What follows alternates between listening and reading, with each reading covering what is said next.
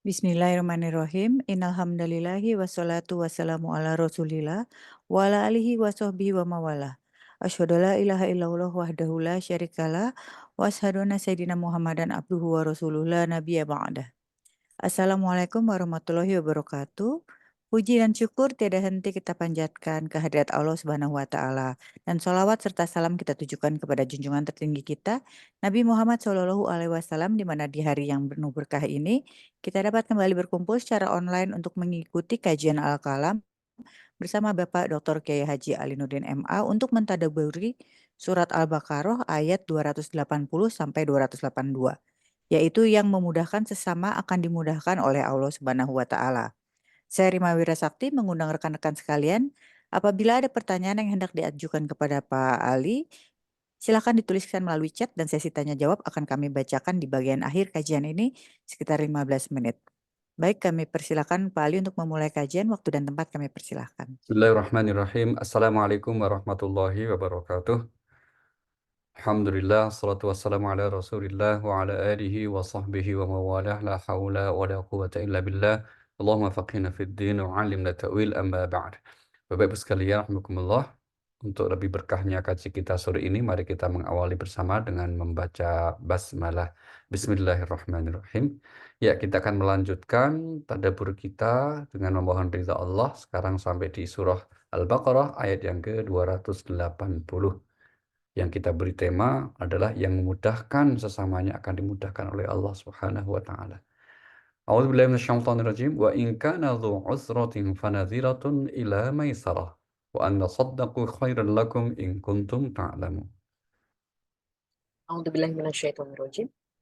Dan jika orang berutang itu dalam kesulitan, maka berilah tenggang waktu sampai dia memperoleh kelapangan. Dan jika kamu menyedekahkan, itu lebih baik bagimu, jika kamu mengetahui. Iya.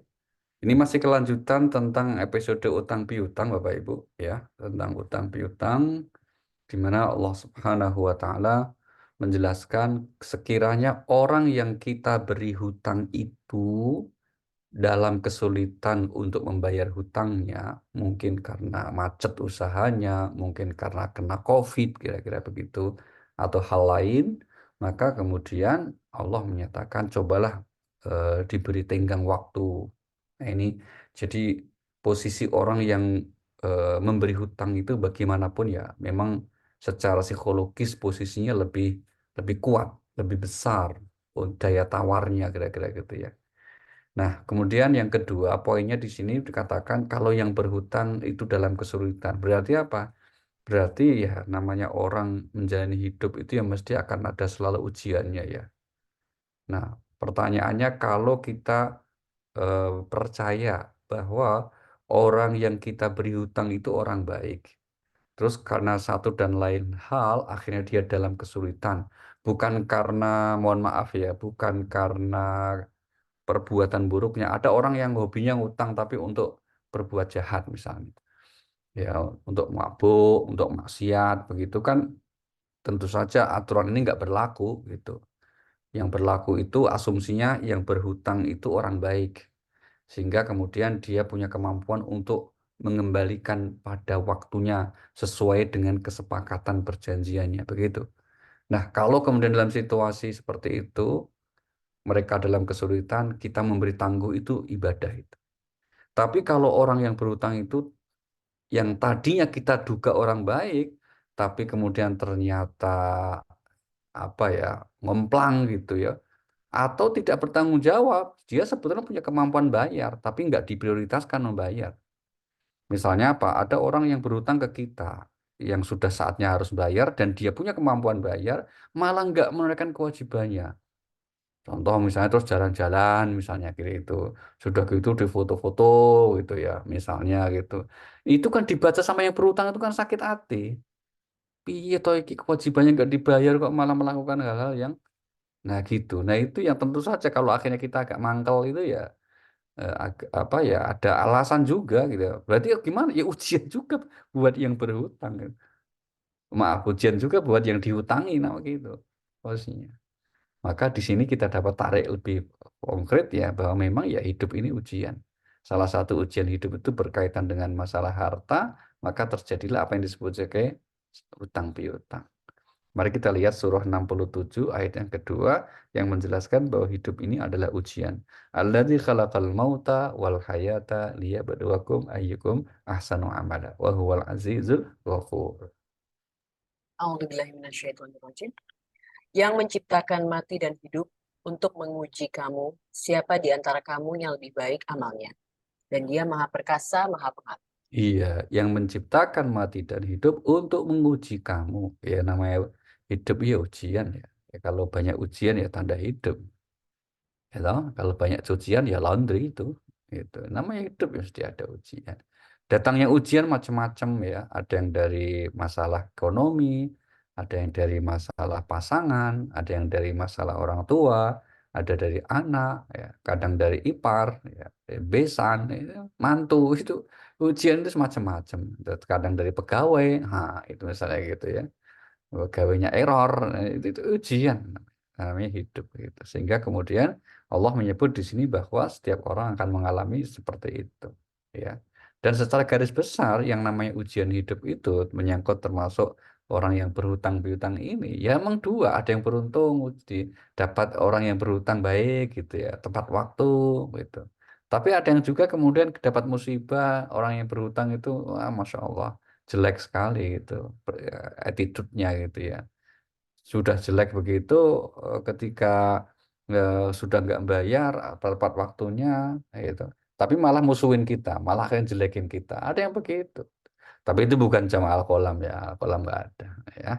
Kita lihat surah nomor 21 ayat 35 di mana Allah berfirman, A'udzubillahi minasyaitonir kullu nafsin dha'iqatul maut wa nabluukum bisyarri wal khairi fitnah wa ilaina turja'un.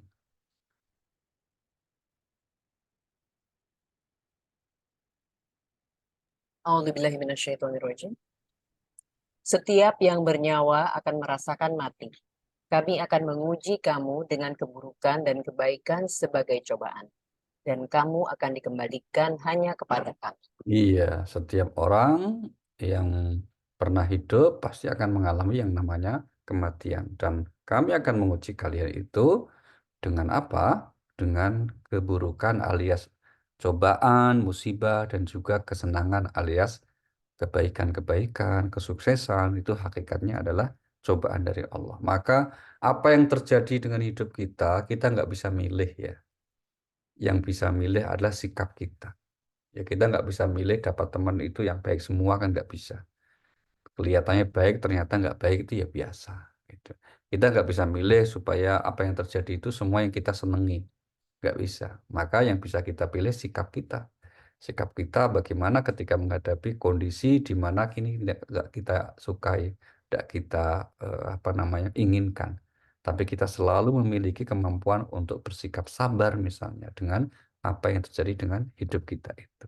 Karena hakikatnya eh, apa yang Allah izinkan terjadi dengan hidup kita itu pastilah satu kebaikan-kebaikan. Nah, kemudian kita kembali ke ayat utama kita. Maka kemudian ketika Allah menyatakan berilah tenggang waktu gitu ya. Ini menjadikan kita apa? Bahwa inilah tema kita. Kalau kita memberi tenggang waktu, hakikatnya itu untuk menolong agar mereka pada saatnya nanti punya kemudahan untuk mengembalikan hutangnya, maka itu satu hal yang disebut Al-Quran, kita melaksanakannya itu akan bernilai ibadah. Maka kenapa tema kita judulnya adalah yang memberi kemudahan kepada saudaranya, hakikatnya Allah akan memudahkan kita. Dalam bahasa agama ini disebut sebagai bentuk saling menolong dalam kebaikan-kebaikan. Nah, mari kita lihat potongan ayat ya di surah nomor 5 Al-Maidah pada ayat yang kedua di mana Allah berfirman salinglah menolong dalam kebaikan dan ketakwaan wa ta'awanu 'alal birri wat taqwa.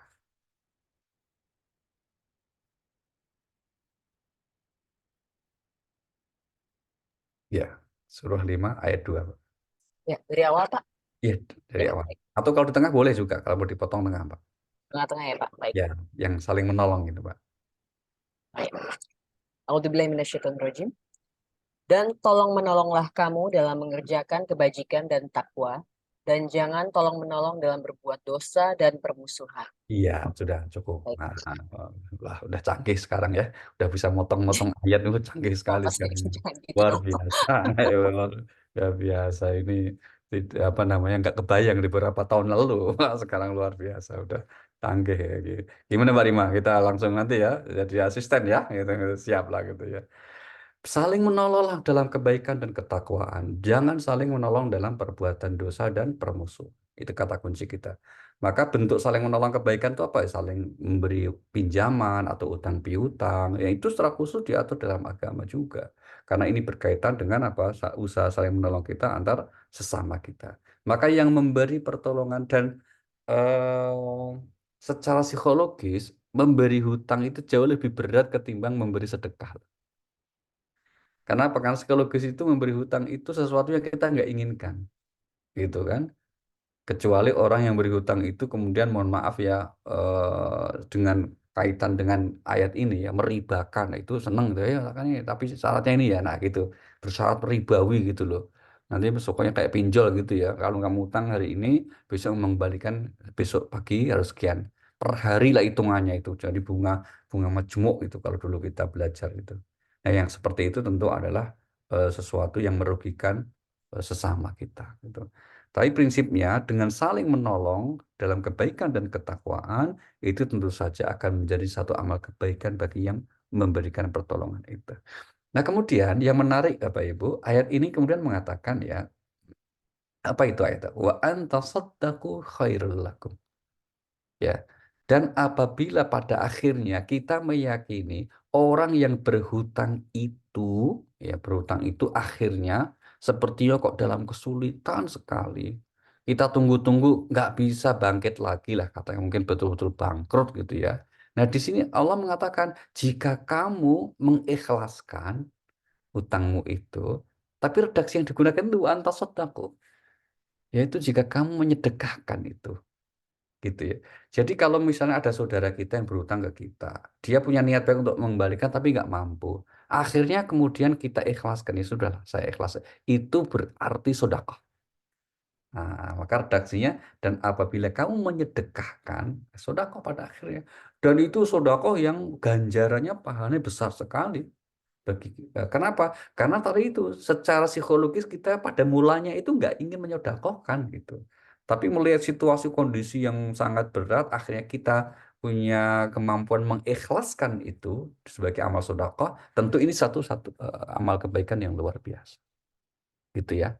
Nah, maka kalau orang itu kemudian mau bersedekah dengan niat untuk membenarkan itu sebagai kebaikan dari Allah, termasuk yang menjadi tema utama kita, pasti kita juga hidup kita akan diberi kemudahan.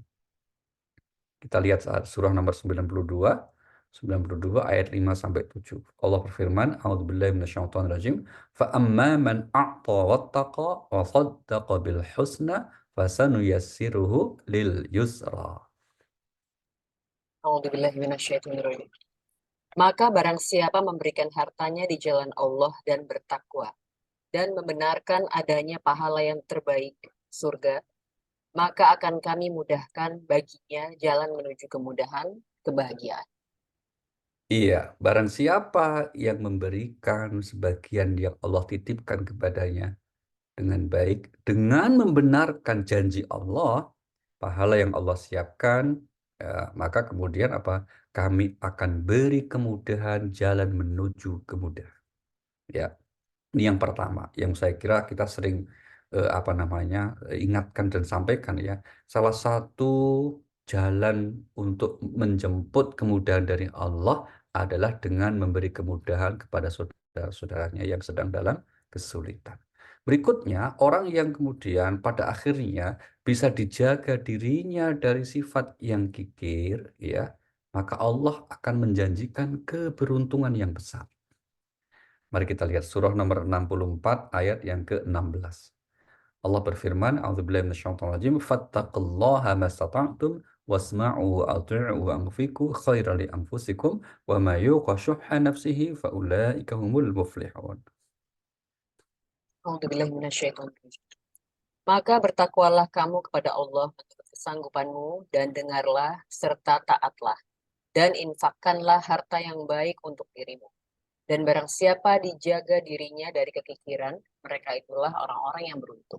Iya, barang siapa dijaga dirinya dari sifat kikir, dari kekikiran, mereka itulah orang-orang yang beruntung. Jadi orang itu akan selalu diberi keberuntungan oleh Allah kalau dijaga dirinya dari kekikiran. Begitu ya.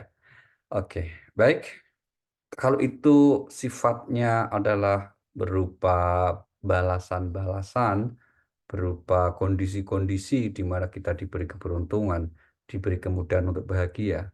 Tapi ada satu hal lagi, kalau kemudian kita mau untuk mensodakahkan kepada orang yang telah meminjam kepada kita berhutang itu. Di antaranya apa? Yang pasti Allah akan memberi ganti yang lebih baik dan lebih banyak. Nah, ini redaksinya kira-kira langsung konkret gitu ya. Kalau tadi memberi kemudahan, boleh jadi mungkin kita agak sulit membayangkan. Beri keberuntungan juga sulit membayangkan. Tapi di sini Allah mengatakan pasti akan diberikan ganti yang lebih baik.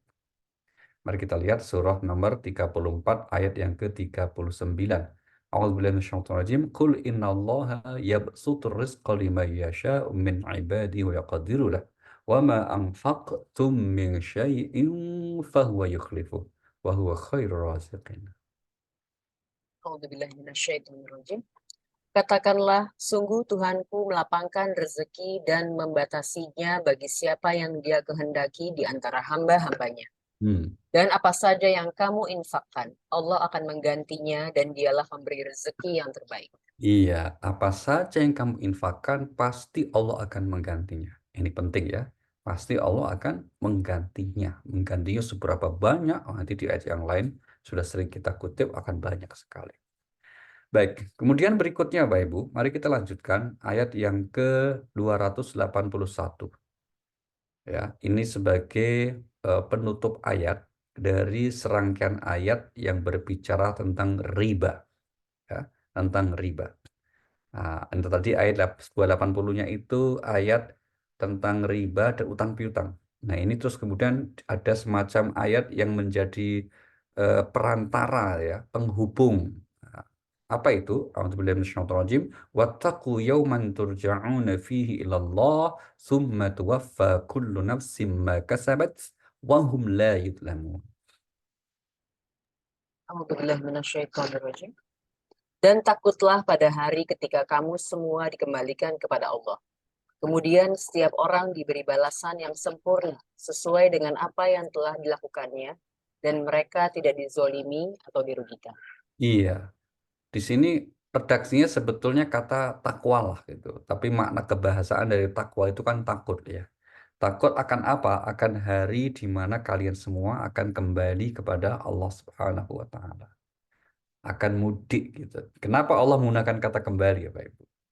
Ini menarik ya, keseluruhan ayat yang bicara tentang kematian itu semua ungkapan yang digunakan adalah kembali. Berarti apa? Bahwa pada hakikatnya manusia itu bukanlah makhluk bumi ini, tapi kita adalah makhluk langit. Kita adalah makhluk surga. Karena tempat tinggal kita yang sebenarnya itu adalah surga. Jadi kita di bumi ini hakikatnya adalah kita musafir ya. Kita ini bukan tempat yang sebenarnya. Kampung halaman kita adalah Jannatul A'la, ya, surga yang tinggi di akhirat nanti itu. Maka sekian ayat yang menyebutkan informasi kematian itu pasti diikuti bahwa kematian itu kembali kepada Tuhan. Maka kita nyebut inna lillahi wa inna ilaihi roji'un. Kita ambil contoh lain misalnya di surah 62, surah Al-Jumu'ah pada ayat yang ke-8 di mana Allah berfirman, "Qul innal mautal ladzi tafirruna minhu fa innahu mulaqikum tsumma turadduna ila 'alimil ghaibi wasyahadah fayunabbi'ukum bima kuntum ta'malun." A'udzubillahiminasyaitonirrajim. Katakanlah, sesungguhnya kematian yang kamu lari daripadanya, dia pasti menemui kamu. Kemudian kamu akan dikembalikan kepada Allah, yang mengetahui yang gaib dan yang nyata. Lalu Dia beritakan kepadamu apa yang telah kamu kerjakan. Iya, dia akan pasti akan dikembalikan kepada yang Maha mengetahui. Dikembalikan kepada Allah maksudnya ya, yang Maha mengetahui itu. Nah, di sini sekali lagi Allah Subhanahu wa taala menggambarkan kematian sebagai kita kembali kepada Allah. kita kembali kepada kehidupan yang sebenarnya, yaitu di akhirat nanti. Untuk apa kemudian kita kembali? Kalau di ayat barusan dikatakan Allah akan memberitahu atas apa yang telah kamu kerjakan di dunia. Tapi di ayat yang lain Allah mengatakan bahwa Allah akan memberi balasan atas apa yang kita kerjakan. Termasuk kalau orang itu baik dalam hubungan muamalahnya tadi ya, hubungan sesamanya, saling menolong, saling membantu, utang piutang, itu akan diberi balasan kelak nanti di akhirat nanti. Mari kita lihat surah nomor 20, surah Toha pada ayat yang ke-15. Allah berfirman, Inna sa'ata atiyatun akadu ukhfiha litujza kullu nafsim bima tas'a. A'udzubillahiminasyaitonirrajim. Sungguh hari kiamat itu akan datang. Aku merahasiakan waktunya agar setiap orang dibalas sesuai dengan apa yang telah dia Iya, usahakan. aku merahasiakan waktu kedatangan kiamat, tapi agar manusia pada akhirnya nanti diberi balasan. Nah, itu kata kunci kita ya.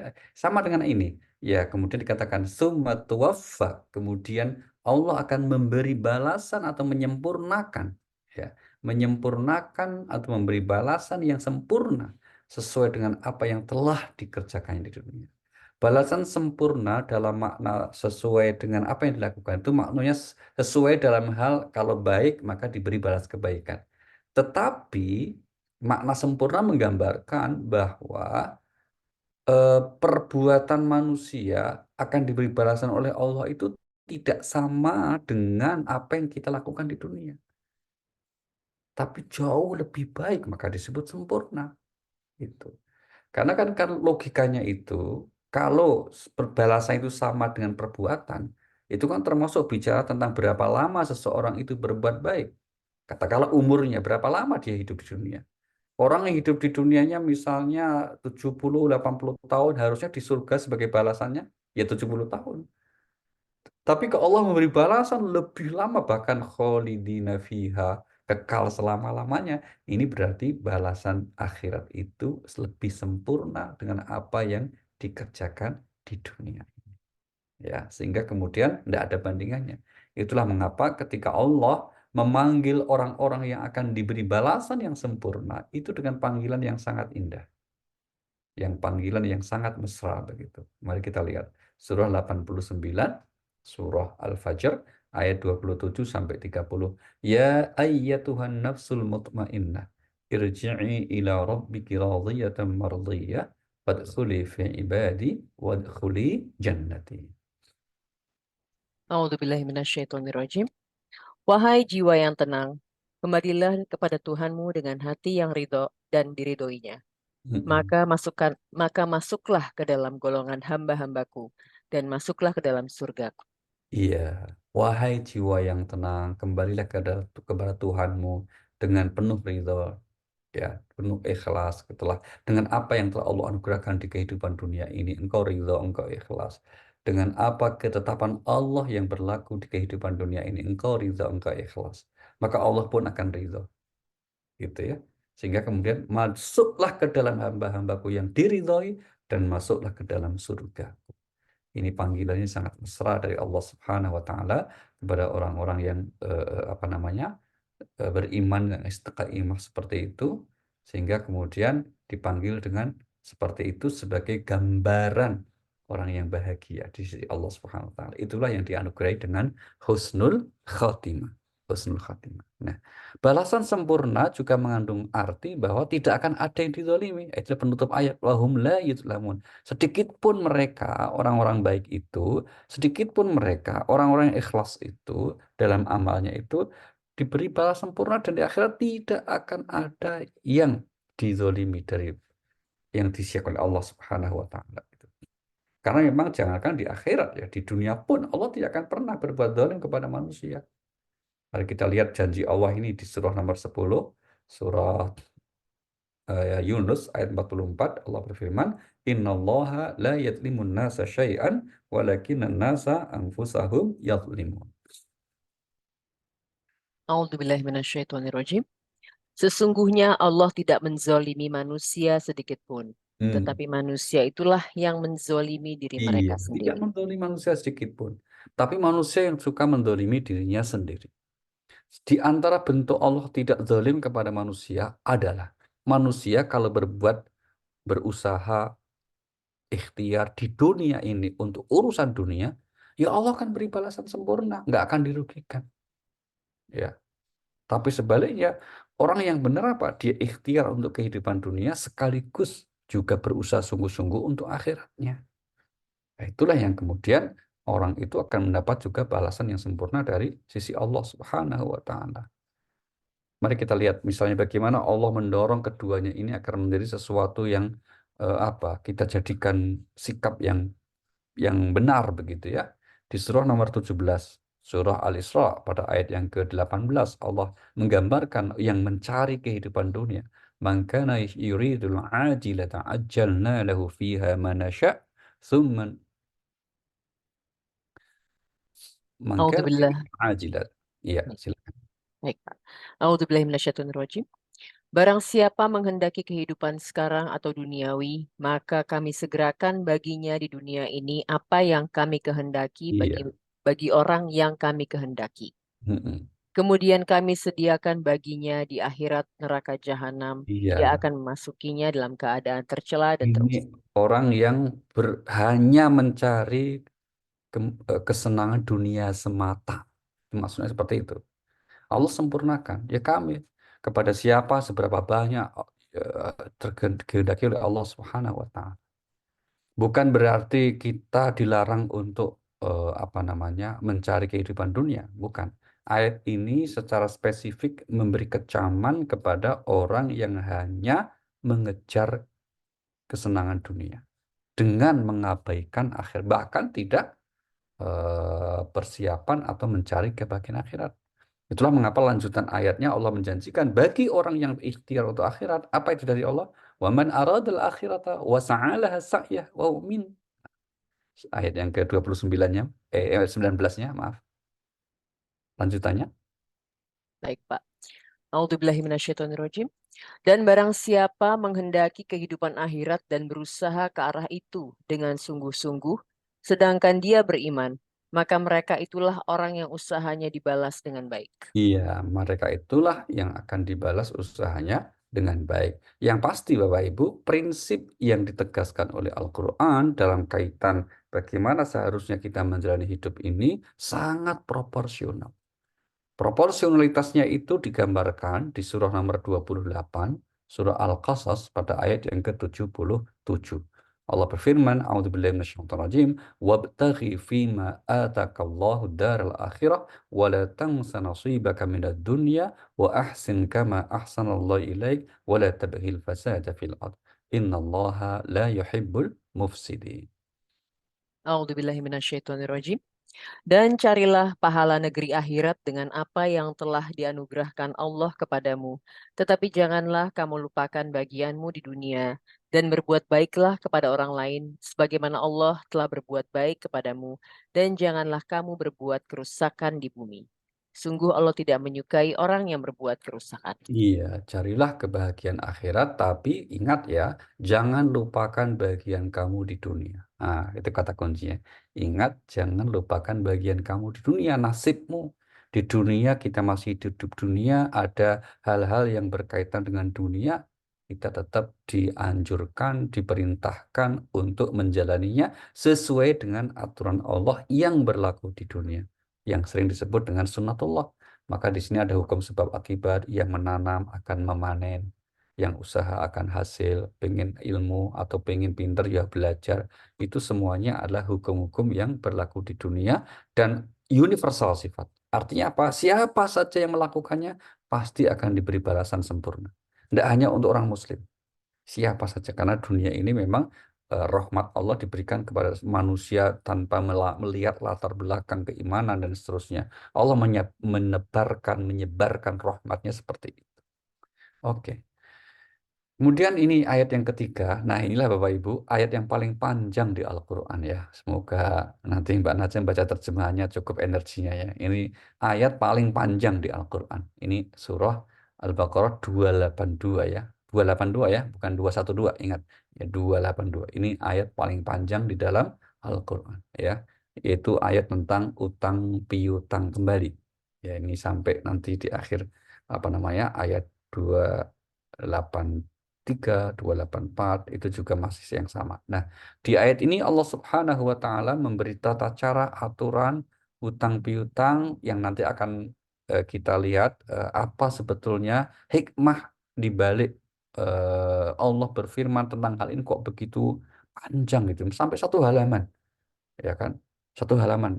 Kalau surah atau ayat paling agung kan ayat kursi ya, sudah kita bahas. Nah ini ayat paling panjang ini Al-Baqarah 282. A'udzubillahi minasyaitonir rajim. Ya ayyuhalladzina amanu idza tadayantum bidain ila ajalin musamman faktubuh wal yaktub bainakum katibun bil adl wa la ya'ba katibun ay yaktuba kama 'allamahu Allah falyaktub wal yumli lilladzi 'alaihi al-haq wal yattaqillaha rabbahu wa la yabkhas minhu syai'a. Ya, kita langsung dengar terjemahannya aja ya. Baik, Silakan, Pak. baik Pak. A'udzubillahiminasyaitonirrajim. Wahai orang-orang yang beriman, apabila kamu melakukan utang piutang untuk waktu yang ditentukan, hendaklah kamu menuliskannya. Dan hendaklah seorang penulis di antara kamu menuliskannya dengan benar. Janganlah penulis menolak untuk menuliskannya sebagaimana Allah telah mengajarkan kepadanya, maka hendaklah dia menuliskan. Dan hendaklah orang yang berutang itu mendiktekan, dan hendaklah dia bertakwa kepada Allah Tuhannya, dan janganlah dia mengurangi sedikit pun daripadanya. Jika yang berhutang itu orang yang kurang akalnya atau lemah keadaannya, atau tidak mampu mendiktekan sendiri, maka hendaklah walinya mendiktekannya dengan benar. Dan persaksikanlah dengan 2 orang saksi laki-laki di antara kamu. Jika tidak ada saksi 2 orang laki-laki, maka boleh seorang laki-laki dan 2 orang perempuan di antara orang-orang yang kamu sukai dari para saksi yang ada, agar jika yang seorang lupa, maka yang seorang lagi mengingatkannya. Dan janganlah saksi-saksi itu menolak apabila dipanggil. Dan janganlah kamu bosan menuliskannya untuk batas waktunya, baik utang itu kecil ataupun besar. Yang demikian itu lebih adil di sisi Allah, lebih dapat menguatkan kesaksian, dan lebih mendekatkan kamu kepada ketidakraguan, kecuali jika hal itu merupakan perdagangan tunai yang kamu jalankan di antara kamu, maka tidak ada dosa bagi kamu jika kamu tidak menuliskannya. Dan ambillah saksi apabila kamu berjual beli, dan janganlah penulis dipersulit, dan begitu juga saksi. Jika kamu lakukan yang demikian, maka sungguh hal itu suatu kefasikan pada kamu. Dan bertakwalah kepada Allah. Allah memberikan pengajaran kepadamu, dan Allah Maha Mengetahui segala sesuatu. Iya, sedekah. Terima kasih. Panjang ya. Baik, Masya Allah, mari Pak. kita lihat. Masih kita lihat pelajaran pentingnya dari ayat ini ya. Yang pertama apa? Yang pertama, ini kan kalimat perintahnya jelas sekali. Barang siapa atau wahai orang beriman, apabila kamu melakukan utang piutang dalam jangka waktu tertentu, di situ ada kesepakatannya ya, misalnya berapa bulan untuk mengembalikan seterusnya, hendaklah kamu menuliskannya. Hendaklah kamu menuliskannya. Kata hendaklah ini kan berarti kalimat perintah. Tapi dalam kenyataannya, tidak semua jenis utang piutang yang kita lakukan itu dituliskan. Nyataannya. Meskipun itu perintah loh. Bahkan tadi disebut mau sedikit banyak itu tulis. Tapi ternyata dalam faktanya, dalam prakteknya, kita itu tidak menganggap bahwa tulis-menulis dalam utang piutang sebagai wajib. Ya kan? Misalnya ada kawan yang meminjam untuk yang sedikit jumlahnya. Itu meskipun sedikit harusnya ditulis kalau menurut ayat ini. Tapi tidak ada yang berani mengatakan kalau tidak ditulis nanti kamu dosa loh. Nggak ada. Gitu. Kita sepakat ya bahwa ini adalah sebagai perintah yang sifatnya anjuran. Misalnya kita minjani teman, nah, teman ini kok kemudian pulsanya habis, "Oh, pinjam dulu dong, tak beli pulsa nih." Terus dikirim pulsa nilai 10.000. Kan kita nggak mungkin tulis dulu. Tolong tulis dulu, kamu pinjam 10.000. Ayo saksi, saksi, 2 saksi. Misalnya gitu kan ada gitu kan. Itu ini pelajaran maka pentingnya kita kemudian kalau para ulama itu membuat kaidah ya, kaidah bagaimana teks ayat Al-Qur'an itu kapan itu akan dihukumi wajib perintah itu, kapan dihukumi sunnah. Salah satu contohnya ayat ini ternyata tidak semua perintah itu wajib gitu loh. Sekali lagi salah satu contohnya ini. Kenyataannya dalam kehidupan sosial sejak di zaman Rasulullah itu kemudian ketika sahabat-sahabat yang lain melakukan utang piutang itu tidak kemudian lantas menuliskannya sesuai perintah ayat ini, begitu ya. Sekali lagi ini berarti apa?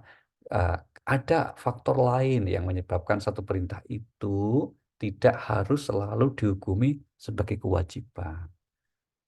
Di antaranya apa? Ya tadi, di antaranya adalah apa yang dipraktekkan Rasulullah, para sahabat, dalam kenyataan sehari-hari, termasuk zaman sekarang. Nah ini kan tidak hanya satu ayat ya, banyak. Maka jangan buru-buru menjudge, misalnya meyakini, wah ini kan ada di Al-Quran, beritanya gini. Ya iya ada di Al-Quran. Tapi kalau kemudian ulama berbeda pendapat tentang status perintah itu, tidak usah kaget gitu loh. Karena tidak semua perintah berarti wajib. Gitu ya. Kita ambil contoh lain misalnya. Ya ayyuhalladzina amanu di ayat dari Al-Qur'an contoh lain misalnya. Contoh lainnya misalnya apa? Di surah Al-Jumu'ah surah 62. Contoh nih, surah 62 Al-Jumu'ah namanya ayat yang ke-10. Ya ayyuhalladzina amanu idza nudiya lis-shalah min yaumil jumu'ah fas'au ila dzikrah wa dzarul bai'. Dzalikum khairul lakum in kuntum ta'lamun. A'udzubillahiminasyaitonirrajim. Apabila sholat telah dilaksanakan, maka bertebaranlah kamu di bumi. Hmm. Carilah karunia Allah dan ingatlah Allah banyak-banyak agar kamu beruntung. Nah, ini kan jelas Kak, habis selesai sholat, maksudnya selesai sholat Jumat, bertebarlah kamu di kamu itu artinya ikhtiarlah, usahalah.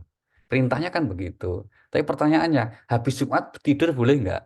Gitu misalnya gitu ya. Jawabannya ya boleh, nggak dilarang. Gitu kan. Mungkin jatuh, apalagi kalau Jumatan saat itu libur, misalnya kan. Ya, tapi kalau kemudian kita letterleknya kan pokoknya habis selesai sholat Jumat kamu harus bertebaran alias harus usaha gitu kan. Tapi kan enggak juga begitu. Lihat konteksnya pada akhirnya. Nah, itu sekali lagi Bapak Ibu contoh ayat yang model seperti ini di Al-Qur'an cukup banyak. Maka salah satu pelajaran pentingnya bagi kita apa? Bagi kita kalau kemudian kita termasuk yang tidak memahami bagaimana cara mengambil kesimpulan hukum dari Al-Qur'an, maka cobalah kemudian kita kembali kepada ahlinya. Kita kembali kepada para ulama. Begitu ya.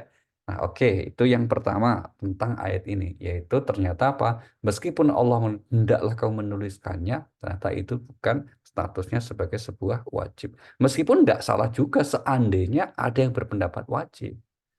Sekali lagi, nggak salah juga seandainya ada yang berpendapat wajib karena memang ini perintah gitu. Tapi juga nggak salah kalau ada yang menilainya sunnah. Kenapa? Kenyataannya tidak semua bentuk apa yang muamalah utang piutang kemudian kita tuliskan. Tapi kita ada faktor yang namanya saling percaya gitu ya. Apalagi kalau yang pinjam misalnya itu mohon maaf ya suami. Nah, pinjam dulu Bu, misalnya kira-kira gitu ya, atas apa yang dimiliki istri misalnya gitu. Nah, itu kan ya rasa-rasanya terus istri kau tulis tulis tulis gitu. Ya kecuali kalau kemudian mungkin nilainya besar, tentu menuliskannya sebagai bentuk kata ayat ini apa? Kehati-hatian. Itu ya. Kemudian yang berikutnya, ini kalau mau ditanya bentuknya seperti apa sih? Apa kita tulis sendiri atau gimana gitu? Nah, kalau dalam konteks zaman modern itulah salah satu ayat tentang notariat. Notaris, kita di hadapan notaris.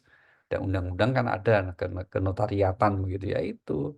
Maka utang piutang nilai besar kita ada di hadapan notaris berarti apa? Punya kekuatan hukum terikat para pihak itu sehingga tidak menjadikan peluang untuk curang. Tidak kemudian menjadikan orang itu kesempatan untuk ngemplang. Sehingga kalau ada hal yang buruk, niat buruk untuk mau dilakukan itu ada apa namanya semacam aturan, semacam sanksi ya bagaimana nanti kemudian itu bisa dikembalikan dengan baik. Nah, ini ayat-ayat tentang notaris berarti pekerjaan notaris ini ya mengamalkan ayat ini. Itu. Kemudian yang ketiga, ayat ini juga tadi menyebut saksi disebut secara khusus, yaitu dua orang laki-laki. Bagaimana kalau suatu saat di kampung itu, di tempat itu, di wilayah itu, laki-lakinya agak jarang karena pergi semua, terus pengen segera utang piutang, maka dua laki-laki itu bisa diganti dengan apa? Satu orang laki-laki, dua orang perempuan. Jadi kalau nggak ada laki-laki dua-duanya apa? Berarti empat orang perempuan. Bukan berarti ayat ini kemudian mengatakan bahwa kemampuan perempuan itu lebih rendah dari laki-laki. Tidak sama sekali. Ini sekali lagi sebagai bentuk kehati-hatian. Al-Quran sendiri Bapak Ibu selalu menekankan prinsip ekualitas antar gender itu. Mari kita lihat contoh ayatnya misalnya di surah nomor 16 ayat yang ke-97.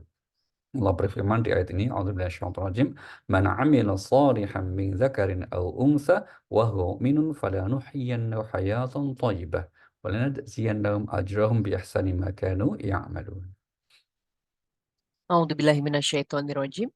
Barang siapa mengerjakan kebajikan, baik laki-laki maupun perempuan, dalam keadaan beriman, Hmm. maka pasti akan kami berikan kepadanya kehidupan yang baik, dan akan kami beri balasan dengan pahala yang lebih baik dari apa yang telah mereka kerjakan. Iya, ini salah satu prinsip yang saya kira jelas sekali.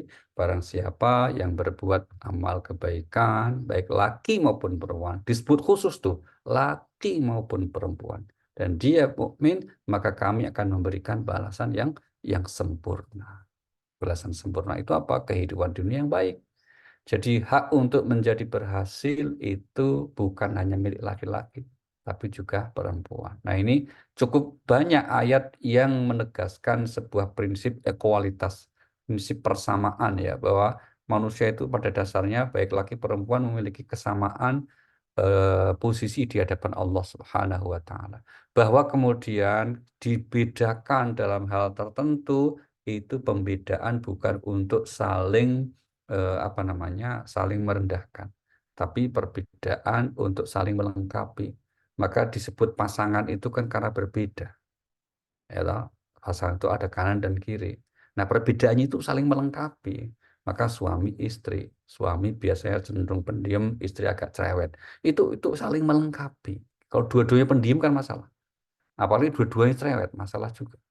Maka harus ada perbedaan ini untuk supaya itu menjadi sesuatu yang sifatnya itu melengkapi sehingga presisi kalau sekarang istilahnya. Kehidupan itu jadi maka selalu akan seperti itu ya. Keberpasangan ini ada langit, ada bumi, ada siang, ada malam, ada pagi, ada sore, ada panas, ada dingin, ada laki, ada perempuan. Itu baru namanya keberpasangan. Tujuannya apa? Saling melengkapi. Jadi ketika Al-Quran memberi penjelasan tentang sifat-sifat yang berbeda antara laki perempuan, sekali lagi bukan untuk merendahkan atau meninggikan salah satu, tapi untuk menunjukkan betapa masing-masing itu memiliki karakteristik keadaan kondisi yang sama, tapi juga memiliki kesempatan yang sama.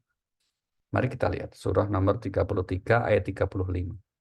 Allah berfirman di ayat ini, Innal muslimina wal muslimat wal mu'minina wal mu'minat wal qanitina wal qanitat was sadiqina was sadiqat was sabirina was sabirat khashina khashiat wal mutasaddiqina mutasaddiqat was sa'imin sa'imat wal hafizina furujahum wal hafizati waz zakirina Allah katsiran waz zakirati a'adda Allahu lahum maghfiratan wa ajran 'azima. A'udzubillahiminasyaitonirrajim. Sungguh laki-laki dan perempuan muslim, laki-laki dan perempuan mukmin, laki-laki dan perempuan yang tetap dalam ketaatannya, laki-laki dan perempuan yang benar, laki-laki dan perempuan yang sabar, laki-laki dan perempuan yang khusyuk, laki-laki dan perempuan yang bersedekah, laki-laki dan perempuan yang berpuasa, laki-laki dan perempuan yang memelihara kehormatannya, laki-laki dan perempuan yang banyak menyebut nama Allah. Allah telah menyediakan untuk mereka ampunan dan pahala yang besar. Nah, semua disebut laki-laki dan perempuan yang muslim, laki-laki perempuan mukmin. Allah menyediakan pahala yang besar serta ampunan bagi mereka. Nah, itu ya. Jadi ayat ini clear ya Bapak Ibu ya. Dalam apa namanya?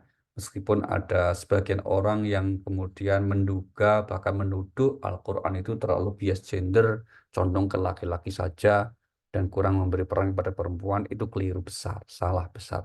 Al-Qur'anul Karim yang firman Allah yang merupakan aturan yang diturunkan dari Allah pastilah tidak mungkin akan bersikap seperti itu. Oke. Kemudian ayat ini juga memberikan salah satu pelajaran penting berkaitan dengan itu apa? Yaitu hendaklah kemudian kita atau orang itu dalam melaksanakan aktivitas termasuk muamalah utang piutangnya landasnya karena takwa kepada Allah. Maka wattaqullah, bertakwalah kepada Allah Subhanahu wa taala. Takwalah kepada Allah Subhanahu wa taala. Nanti apa? Kalau kita bertakwa, wa yu'allimukumullah, Allah akan mengajarkan hal-hal yang kita tidak tahu. Maka di sini pentingnya kita selalu tolabul ilm, menuntut ilmu, selalu kita belajar. Itu salah satu garansi dari Allah ya, untuk kemudian kita akan diberikan layak sebagai seorang khalifah. Maka salah satu alasan kenapa Allah milih manusia yang moyangnya itu adalah Adam untuk menjadi khalifah, karena kemampuannya dalam hal itu. Gitu. Sehingga pentingnya kita untuk selalu menuntut ataupun menambah ilmu bagi kita di antaranya adalah untuk supaya kita menjadi seorang khalifah yang baik. Mari kita lihat surah nomor 2 Al-Baqarah ayat 31. Di mana ini alasan kenapa Allah memilih manusia anak Adam bukan malaikat apalagi jin yang diberi mandat tugas sebagai khalifatul fil ard. وعلم آدم الأسماء كلها ثم عرضهم على الملائكة فقال أنبئوني بأسماء هؤلاء إن كنتم صادقين. A'udzubillahi minasyaitonirrajim. Dan dia ajarkan kepada Adam nama-nama benda semuanya. Kemudian dia perlihatkan kepada para malaikat seraya berfirman, sebutkan kepadaku nama semua benda ini jika kamu yang benar.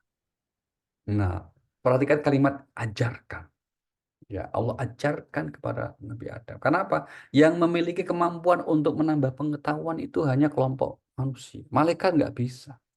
Malaikat itu sekali dicipta dengan tugas tertentu, pengetahuan itu selesai. Sampai kiamat begitu. Tapi manusia lah punya kemampuan. Maka itulah kenapa kita diperintahkan untuk menuntut ilmu, untuk berdoa mohon diberikan tambahan ilmu. Dengan itulah maka manusia itu menjadi mulia. Janji Allah yang akan memberi kemuliaan orang berilmu itu, misalnya kita lihat ya, surah 58, namanya surah Al-Mujadilah. Pada ayat yang ke-11, Allah berfirman, A'udzubillahi minasyaitonirrajim, Ya ayyuhalladzina amanu, idza qila lakum tafassahu fil majalis, fafsahu yafsahillahu lakum. Wa idza qila nshuzu fanshuzu yarfa'illahu alladzina amanu minkum, walladzina utul ilma darajat. A'udzubillahi minasyaitonirrajim. Wahai orang-orang yang beriman, apabila dikatakan kepadamu, berilah kelapangan di dalam majelis-majelis, maka lapangkanlah. Niscaya Allah akan memberi kelapangan untukmu. Dan apabila dikatakan, berdirilah kamu, maka berdirilah. Niscaya Allah akan mengangkat derajat orang-orang yang beriman di antaramu dan orang-orang yang diberi ilmu beberapa derajat.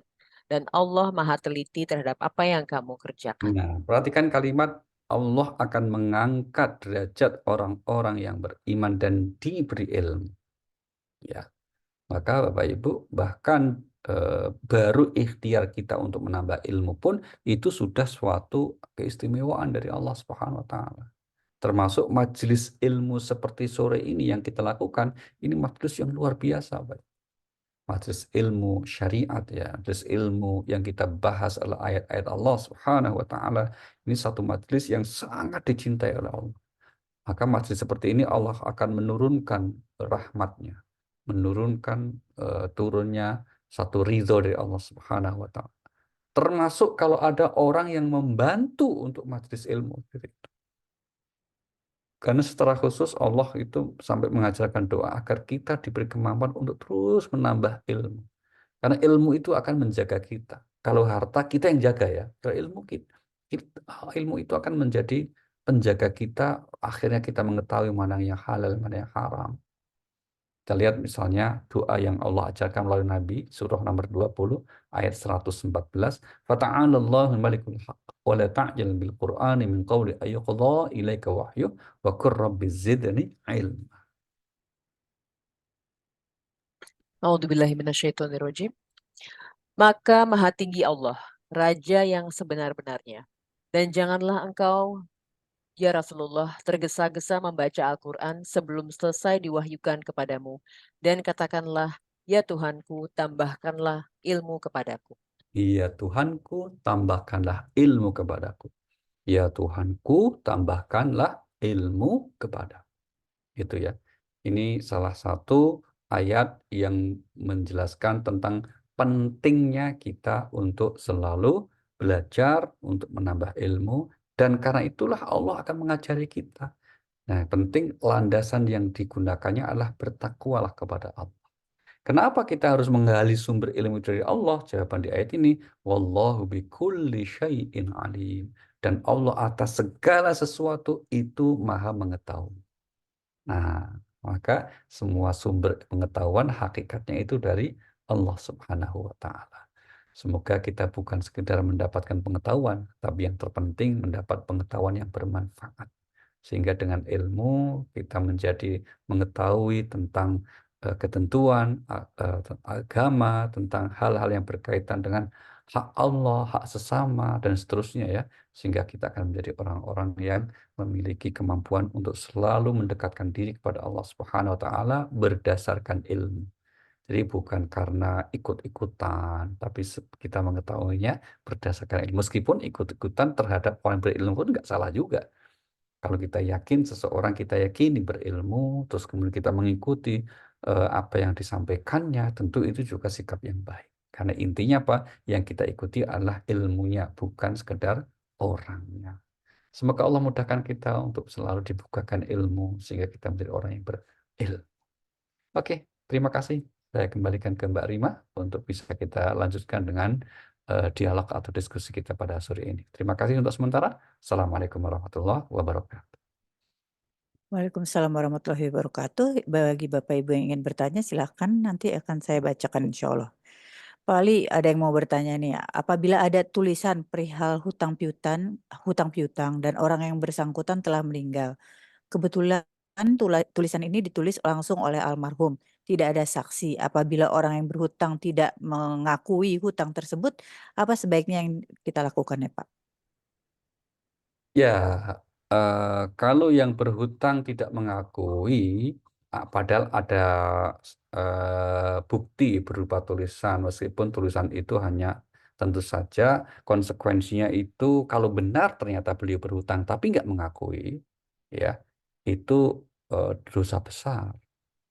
Itu konsekuensinya itu besar, masya Allah ya, auzubillah min dzalik gitu ya. Kalau orang berhutang benar ya, tapi tidak mengakui dia berhutang karena orang yang sudah meninggal itu, wah itu dosa besar itu. Nah, sehingga kemudian yang seperti itu harus dihindari oleh setiap seorang Muslim gitu ya. Tapi kalau kemudian karena alasan nggak ada saksi kok, misalnya gitu ya, yaitu alasan yang kemudian ya memang ada akhirnya lemah bagi kita keluarga yang ingin menuntut gitu ya, karena memang nggak ada saksi gitu.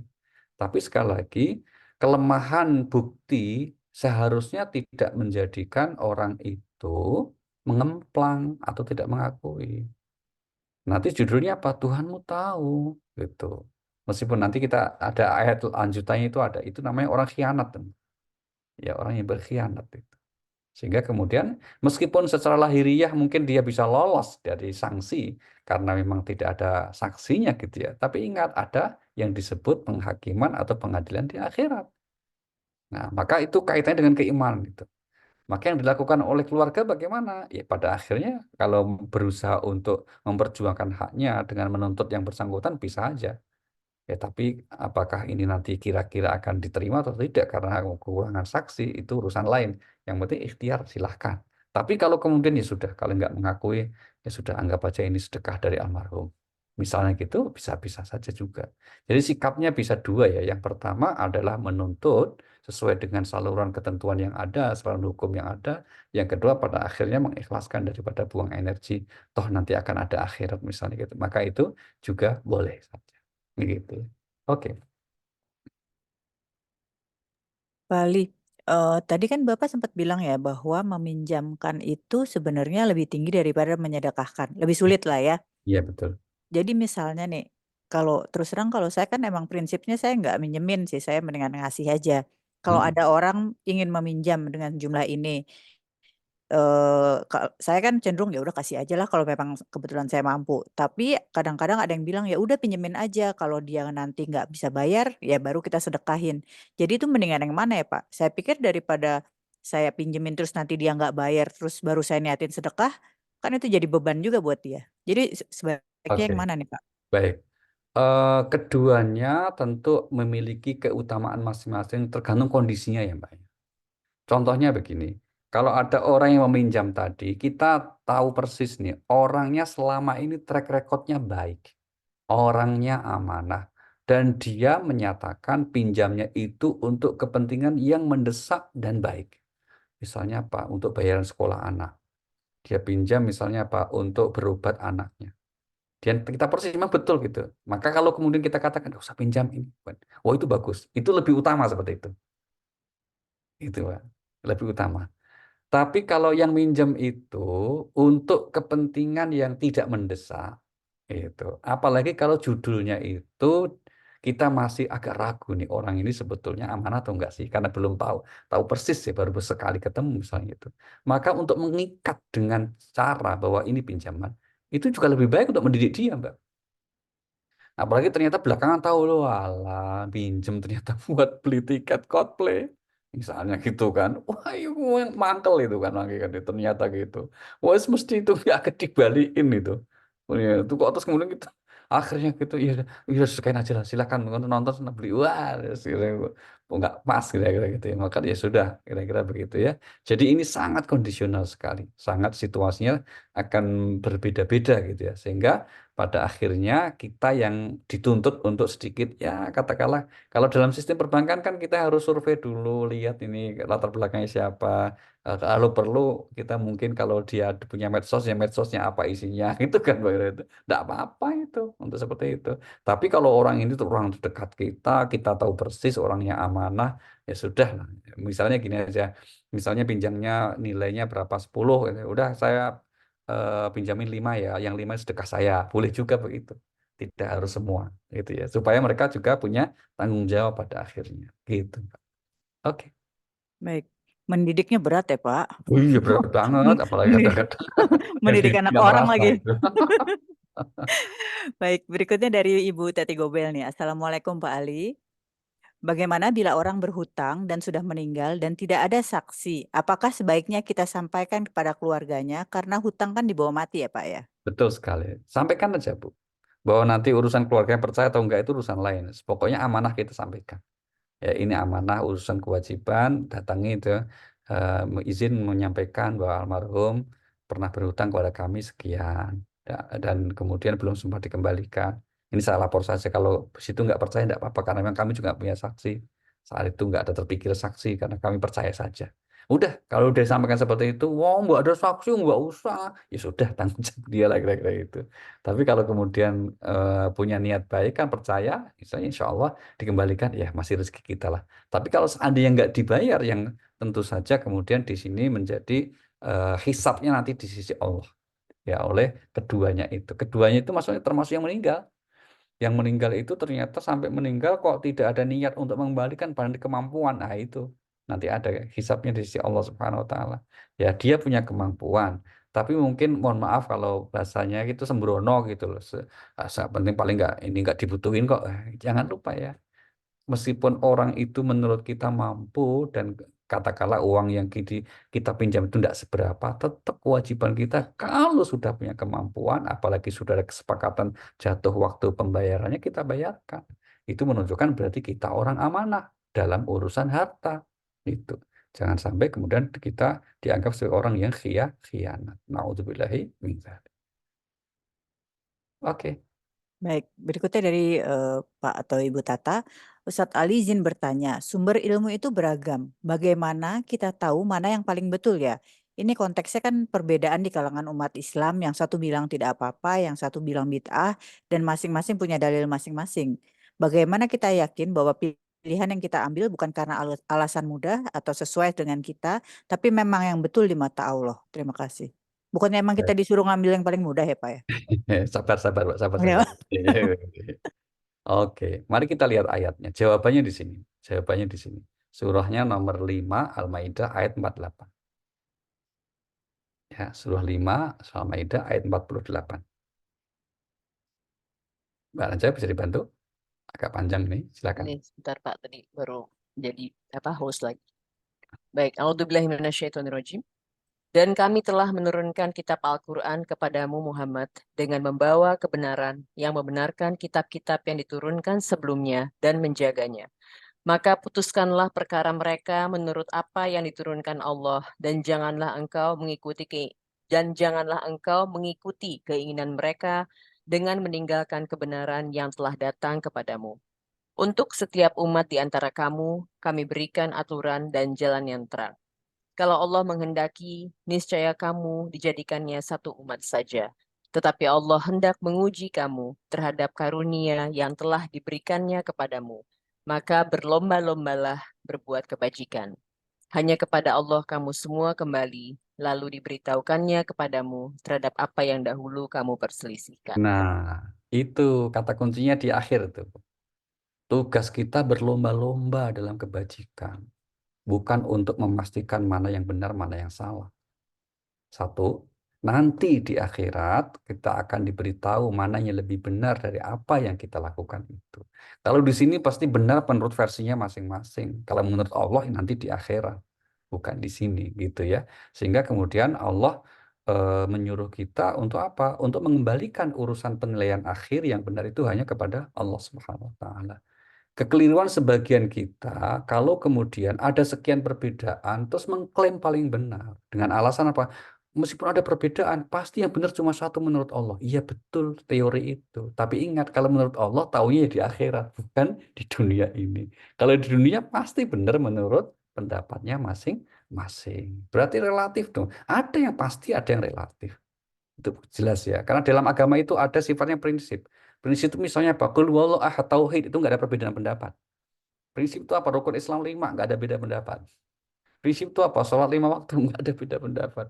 Tapi kalau kemudian tentang hal-hal yang bukan prinsip, yang kemudian dalam ayatnya pun juga hadisnya pun multi tafsir, mesti ada beda pendapat. Itu ya, maka kemudian salah satu rumus yang kita gunakan itu apa? Syariat itu satu, nggak ada beda pendapat, tapi menjalankan syariat ketika mau dieksekusi jadi amal itu beda pendapatnya ada, namanya fikih akhirnya. Perintah sholat satu, sepakat kita harus sholat sebagai muslim. Cara sholat itu namanya fikih. Maka ada pendapat yang berbeda-beda. Maka semacam pendapat yang seperti itu ya bukan prinsip, ya, maka kemudian ya kita kata Allah berlomba-lombalah berbuat kebaikan. Termasuk kalau menyikapi sesuatu, kita ambil contoh misalnya gini ya, betapa beragamnya pendapat dan akhirnya itu nggak usah, mungkin gampangnya gini. Ini beberapa kawan sering bertanya gini, kenapa Pak kok Saudi itu bikin kebijakannya berubah-berubah? Padahal dulu berdasarkan agama. Misalnya apa? Dulu nggak boleh bepergian kecuali dengan mahram. Jelas itu, ada aturannya dan itu berdasarkan agama. Ada hadisnya. Tapi kenapa sekarang dibolehkan? Apakah hadisnya berubah?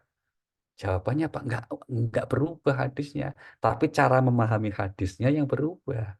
Dulu ada pendapat yang mengatakan, penafsirannya mengatakan memang ada hadisnya yang begitu. Tapi kemudian ada pendapat yang mengatakan bahwa kalau bepergian memang aman, tidak ada bahaya, tidak perlu pakai mahram. Nah, dulu letterlek, sekarang kemudian kontekstual. Dulu tekstual, sekarang ikut yang kontekstual. Akan selalu seperti itu. Contoh misalnya sesuatu amalan dianggap bid'ah menurut kelompok A. Ya monggo, karena memang itu juga ada argumentasinya. Kenapa? Nabi nggak mencontohkan, maka bid'ah. Tapi bagi kelompok B mengatakan bahwa ini bukan bid'ah. Mengapa? Karena ada perintahnya. Contoh perintah silaturahim, berbuat baik.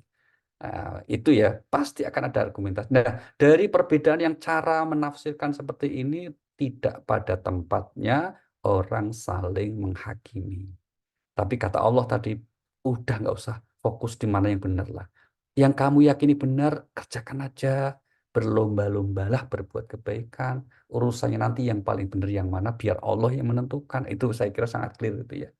Bahkan saya punya keyakinan terkadang jangan-jangan yang berbeda-beda ini di akhirat ternyata dibenarkan Allah semuanya, nggak hanya satu.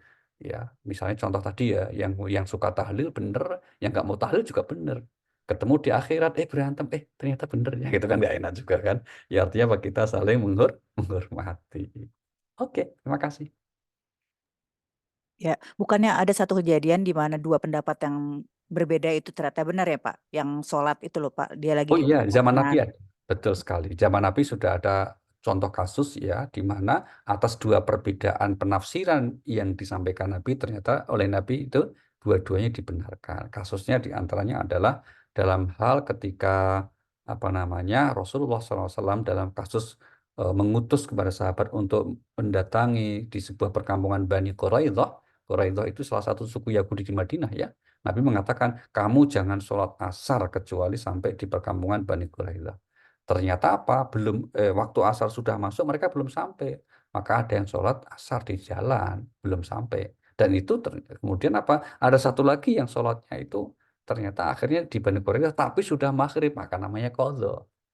Nah, atas dua sikap itu oleh Nabi nggak disalahkan, dua-duanya benar gitu. Oke. Ya, terima kasih Pak Ali. Berikutnya dari Mbak Dini Makmun. Assalamualaikum. Apakah hutang orang yang sudah meninggal menjadi kewajiban ahli waris untuk melunasi jika ada yang menagih? Terima kasih. Oh iya, betul.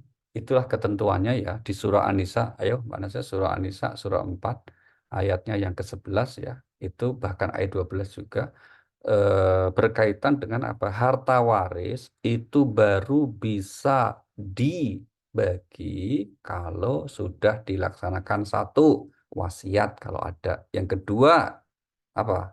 Dibayarkan utang-utangnya. Itu. Boleh Mbak dibaca. Baik Pak, A'udzubillahiminasyaitonirrajim. Allah mensyariatkan, mewajibkan kepadamu tentang pembagian warisan untuk anak-anakmu, yaitu bagian seorang anak laki-laki sama dengan bagian dua orang anak perempuan. Dan jika anak itu semuanya perempuan yang jumlahnya lebih dari dua, maka bagian mereka 2/3 dari harta yang ditinggalkan. Jika dia anak perempuan itu seorang saja, maka dia memperoleh setengah dari harta yang ditinggalkan. Dan untuk kedua ibu bapak, bagian masing-masing 1/6 dari harta yang ditinggalkan, jika dia yang meninggal mempunyai anak. Jika dia yang meninggal tidak mempunyai anak, dan dia diwarisi oleh kedua ibu bapaknya saja, maka ibunya mendapat 1/3. Jika dia yang meninggal mempunyai beberapa saudara, maka ibunya mendapat 1/6. Pembagian-pembagian tersebut setelah dipenuhi wasiat yang dibuatnya atau dan setelah dibayar hutangnya. Tentang orang tuamu dan anak-anakmu, kamu tidak mengetahui siapa di antara mereka yang lebih banyak manfaatnya bagimu. Ini adalah ketetapan Allah. Sungguh Allah Maha Mengetahui, Maha Nah, Bijaksana. kalimatnya yang tadi di akhir ya, bahwa bagian-bagian itu baru bisa ditunaikan, dieksekusi apabila sudah dibayarkan utang-utangnya dan ditunaikan wasiat-wasiatnya. Gitu. Makasih Bu Dini. Baik, tadi adalah pertanyaan terakhir Pak. Barangkali bisa Baik, ditutup terima dengan kasih Bapak doa. Ibu. Mari kita berdoa bersama, memohon kepada Allah. Mungkin ada di antara kita yang sedang sakit, semoga Allah sembuhkan. Yang punya kesulitan Allah mudahkan. Yang punya hajat Allah kabulkan. Dan semua niat baik kita diridhai oleh Allah. Al-Fatihah. A'udzubillahi minasyaitonir rajim. Bismillahirrahmanirrahim. Alhamdulillahirabbil alamin. Arrahmanirrahim. Maliki yaumiddin. Iyyaka na'budu wa iyyaka nasta'in. Ihdinas siratal mustaqim. Shiratal ladzina an'amta 'alaihim ghairil maghdubi 'alaihim waladdallin. Terima kasih dan mohon maaf. Silakan ditutup. Wassalamualaikum warahmatullahi wabarakatuh. Waalaikumsalam warahmatullahi wabarakatuh. Subhanakallahumma wa bihamdika asyhadu alla ilaha illa anta astaghfiruka wa atubu ilaik. Terima kasih banyak Pak Ali atas ilmu yang tentunya sangat bermanfaat untuk kami semua. Kajian yang akan datang insya Allah akan kami selenggarakan pada hari Rabu 22 Mei 2024. Masih mentadaburi surat Al-Baqarah ayat berikutnya. Terima kasih banyak atas perhatian dan waktunya Bapak Ibu sekalian. Mohon maaf apabila ada hal-hal yang kurang berkenan. Semoga kita semua senantiasa dalam rahmat, keberkahan, dan ridho Allah Subhanahu wa Ta'ala. Tidak lupa kami juga ingin mengundang Bapak Ibu sekalian untuk memfollow Instagram Pak Ali melalui Instagram Ali Nurdin NQ serta YouTube channel Pak Ali. Saya Wirima Wirasakti, Diana Mohdi, Ratih, Wita, dan Nadia Laras undur diri. Wassalamualaikum warahmatullahi wabarakatuh. Waalaikumsalam. Waalaikumsalam warahmatullahi wabarakatuh. Makasih Ustaz Ali, makasih Mbak Rima. Assalamualaikum. Makasih Pak Ali. Makasih.